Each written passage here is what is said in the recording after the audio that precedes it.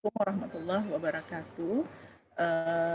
Selamat datang adik-adik. Hari ini perkuliahan kita adalah mengenai dinamika linear tentang hukum Newton. Nah, di sini nanti ada beberapa materi yang Ibu paparkan, kemudian Ibu akan bahas konsep dan rumus-rumus yang akan kita pakai. Kemudian di ujung nanti akan ada pelatihan soal-soal yang Ibu berikan. Jadi jangan lupa subscribe supaya Ibu makin semangat untuk memberikan materi melalui video YouTube kepada kalian semua. Oke, kita mulai ya. Hukum pertama Newton, di sini ada 3 hukum. Di sini adalah yang pertama, bunyinya adalah sigma F sama dengan 0. Benda diam akan tetap diam, atau benda yang bergerak lurus beraturan akan tetap bergerak dengan kecepatan konstan jika resultan gaya pada benda itu sama dengan 0. Artinya, benda yang mengalami resultan gaya akan tetap 0, akan tetap diam kalau awalnya diam, atau bergerak konstan jika awalnya dia punya kecepatan yang berupa gerak lurus beraturan. Contohnya, kalau kalian sedang di dalam sebuah mobil, mobilnya lagi berjalan, tiba-tiba mobilnya rem mendadak. Nah, reaksi yang terjadi pada kita akan terdorong ke depan. Kenapa? Karena kita seakan-akan sedang berada di posisi depan. Nah, seandainya di mobil, kalau ada seseorang lagi duduk di sini, ya, seseorang itu lagi duduk menyetir, mobilnya lagi jalan dengan kecepatan tertentu, lalu tiba-tiba direm, orangnya ini akan bergerak tetap ke depan karena mobilnya itu atau kita bersama mobil harusnya itu ada di sini. Nah, karena direm, mobilnya berhenti, maka kita akan terdorong ke depan. Nah, itu adalah reaksi hukum pertama Newton. Nah, atau sebaliknya, kalau mobilnya diam, tiba-tiba kita injak gas, kemudian maju dengan kecepatan tertentu yang cukup besar perubahan kecepatannya, maka kita akan terdorong ke belakang karena letak kita sebenarnya harus ada di belakang tapi dipaksa oleh mobil ke depan. Ya. Itu contoh dari hukum pertama Newton. Nah, kemudian hukum kedua Newton bunyinya sigma F sama dengan M kali A. Jadi, di sini udah ada hasil dari gaya, yaitu massa kali percepatan. Jika suatu benda mendapat gaya, maka benda tersebut akan mengalami percepatan yang sebanding dengan resultan gaya itu dan berbanding terbalik dengan massanya. Contoh paling gampang, jika kalian tarik gerobak yang 1 kilo dengan gaya tertentu, maka akan menghasilkan percepatan misalnya 5.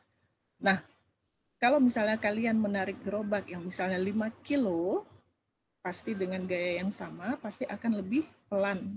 Sehingga percepatannya akan lebih kecil dibandingkan dengan kalian tarik gerobak yang 1 kilo. Nah, itu yang maksudnya sigma F sama dengan M kali A. Kemudian hukum ketiga dari Newton adalah gaya aksi sama dengan minus gaya reaksi.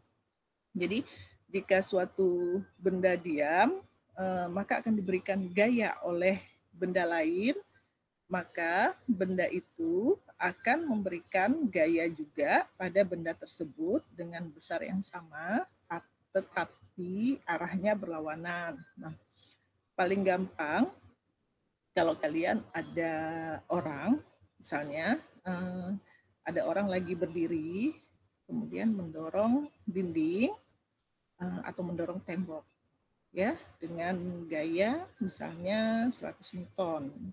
Nah, tembok ini akan juga memberikan gaya ke tangan orang tersebut dengan arah yang berlawanan dan besarnya sama, yaitu minus 100 Newton. Nah, paling gampangnya begini deh, kalau kalian tendang tembok dengan pelan, kaki kalian kan tidak akan terasa sakit, misalnya tanpa alas kaki, ya. Jadi kalian tendang tembok dengan pelan, tembok akan memberikan gaya sama seperti tendangan kalian. Kalau gayanya pelan, kalian tidak akan terasa sakit. Tapi kalau kalian tendang tembok dengan keras, artinya kalian memberikan gaya yang kencang terhadap tembok, maka tembok akan memberikan gaya yang sama, tapi dengan arah yang berlawanan, sehingga kalian akan terasa lebih sakit. Nah, itu kurang lebih sama. Atau ketika kita berdiri di atas lantai, lantai itu memberikan gaya yang sama ketika kita berdiri. Makanya kalau lantainya nggak kuat, makanya lantai akan amblas, ya. Atau mungkin kalau di atas balok, mungkin baloknya akan patah. Nah, itu kurang lebih ada 3 hukum Newton yang kalian harus tahu. Inilah dasar dari dinamika partikel yang akan kita bahas tentang hukum Newton. Apa sih yang harus kita lakukan untuk mengerjakan hukum Newton? Nah, inilah dia diagram gaya. Kalian harus paham. Diagram gaya ini adalah gaya-gaya yang bekerja pada benda. Jadi ketika kalian ketemu soal, usahakan gambar dulu. Nggak harus bagus gambarnya, dengan simbolis aja. Misal ada benda gerobak, ya, ada kotak, ada mobil. Terserah mau digambar seperti apa. Jadi simbolisasi aja. Yang penting adalah gaya-gaya yang bekerja pada benda tersebut. Kalau benda diam, ya, seperti ini, misalnya balok di atas lantai, apa sih gaya yang bekerja pada lantai? Yang pertama, balok itu punya gaya berat, W. Lalu karena dia di atas dinding atau di atas lantai, pasti ada gaya yang menahan balok itu agar tetap diam, yaitu gaya normal, arahnya ke atas. Nah, kalau dia di lantai yang licin, walaupun balok ini ditarik ke kanan, maka tidak ada gaya gesek karena permukaannya licin. Beda dengan balok yang sama kalau ditarik pada lantai yang kasar, pasti ada gaya gesek. Gaya gesek itu berlawanan arah dengan arah gerak benda itu. Kemudian gaya normal, W atau berat, itu ada pada setiap benda. Mau bendanya datar atau miring seperti ini, gaya W itu pasti ada, dan gaya normalnya itu adalah tegak lurus bidang. Kalau dia ditarik ke atas, lantainya kasar, maka gaya geseknya adalah ke bawah. Nah, di sini kita akan bahas jenis-jenis gaya seperti apa supaya kalian bisa tahu, sehingga ketika kalian mengerjakan diagram gaya, gayanya itu apa-apa aja pada suatu benda. Jadi diagram gaya itu kurang lebih seperti ini gaya-gaya yang bekerja. Kita kasih arah panah-panah, kemudian kita kasih simbol F, N, W, ada gaya gesek. Ketika sudah selesai diagram gaya, maka baru kita tentukan benda itu bergerak atau tidak antara hukum 1, 2, dan 3 Newton. Hukum ketiga ini dipakai untuk gaya aksi reaksi, benda yang diam diberikan sama seperti hukum pertama, bendanya bergerak atau diam dengan percepatan tertentu, tapi besarnya sama, aksi atau reaksi. Ya, nah di sini akan kita bahas lebih lanjut ya. Apa-apa jenis gayanya. Nah, yang pertama adalah gaya berat. Ya, apa itu gaya berat? Gaya berat itu adalah massa kali gravitasi. Gaya berat itu beda dengan massa. Perhatikan, berat dengan massa itu berbeda. Massa adalah sesuatu yang tetap, satuannya kilogram, tapi berat satuannya adalah Newton. Karena dia adalah gaya, karena dia termasuk gaya, satuannya adalah Newton. Nah, W ini satuannya Newton.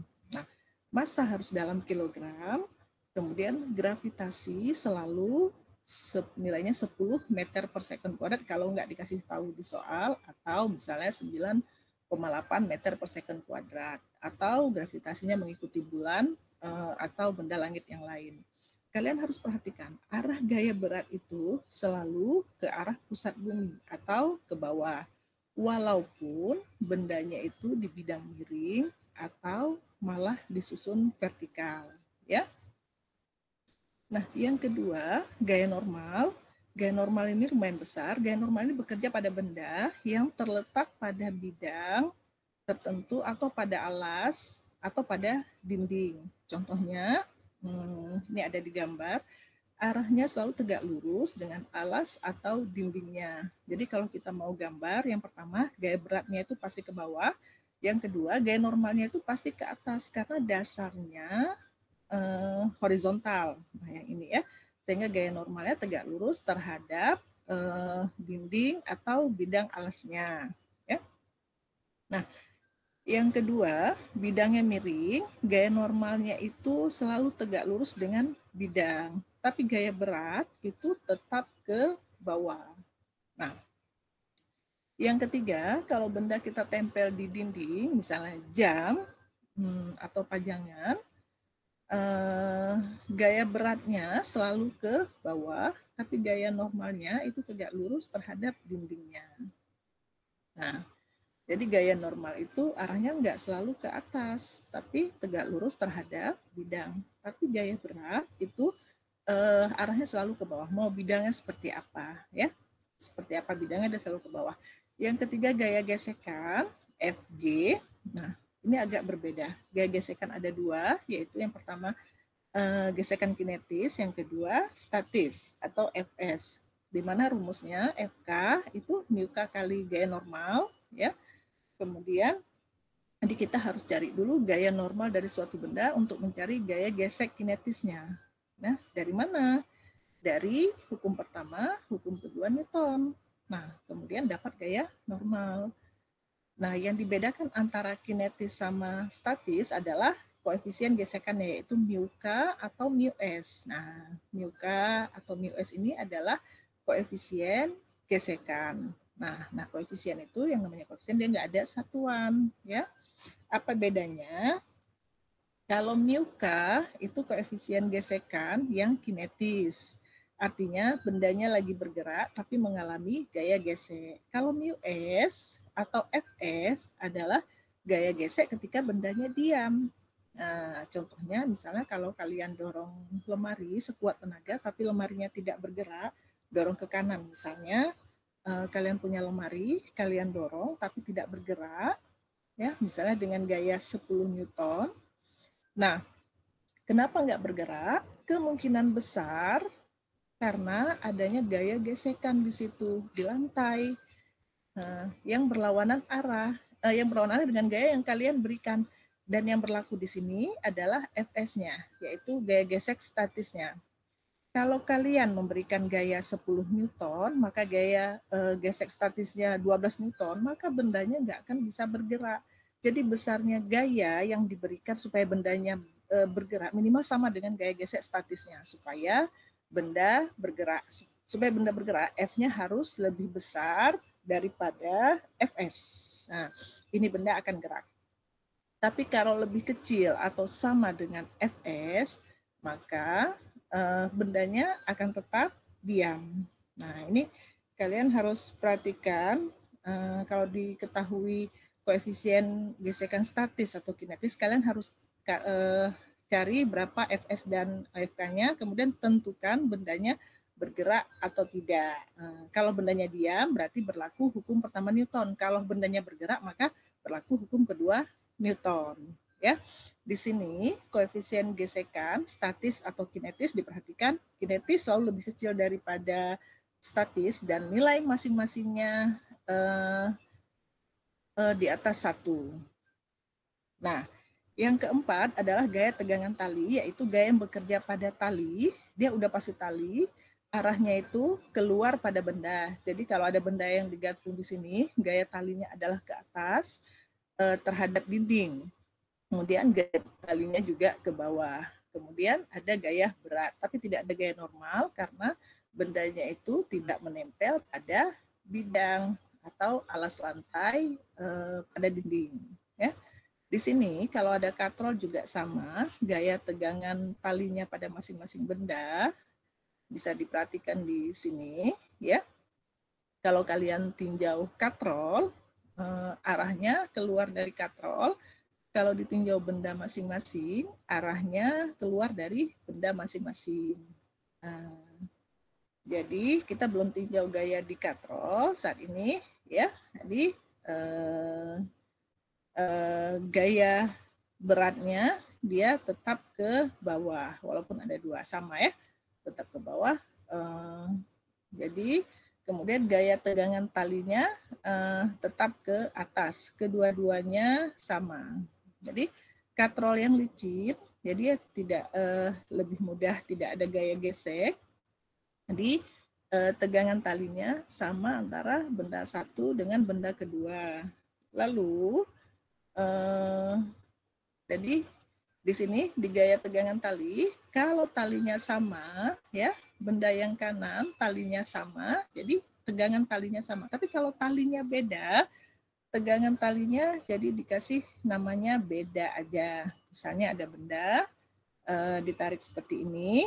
Nah, ini gaya tegangan talinya beda, ada yang namanya T1 dengan yang sebelah kiri ada namanya T2 ya. Jadi kalau talinya beda, namanya pasti kita bedakan. Nah, yang kelima adalah gaya sentripetal. Ini berhubungan dengan gerak melingkar. Rumusnya sigma F sama dengan M kali A sentripetal. Jadi ini hukum kedua Newton. Dia memakai A sentripetal, di mana rumus A sentripetal itu adalah A kuadrat per R dikali W kuadrat per R. Ya.